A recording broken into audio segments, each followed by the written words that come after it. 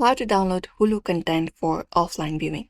Hey guys, if you guys are also wondering how to do so, in today's video we will be guiding you step by step through it. So what you may do is you may first of all head over to hulu.com and you can look out for the login option at the top right corner of your screen.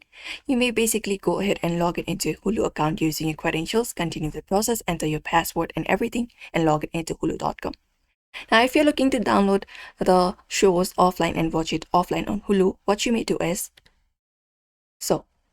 you can just go ahead and watch all of your videos that you've downloaded on the specific devices, regardless of which profile was used to download. For that, to access and watch offline downloads, you can open up the Hulu application on your device, and from the menu bar, you can tap on Download to view the download content. So you can just go ahead and select any movies or shows, and there you can find a download option.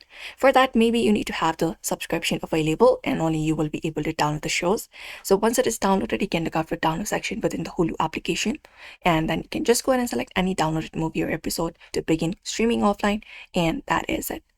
So that is how you basically go ahead and look out for content on Hulu offline. So you may fill out this process and follow up the process, and that way you can look out for the shows of Hulu offline.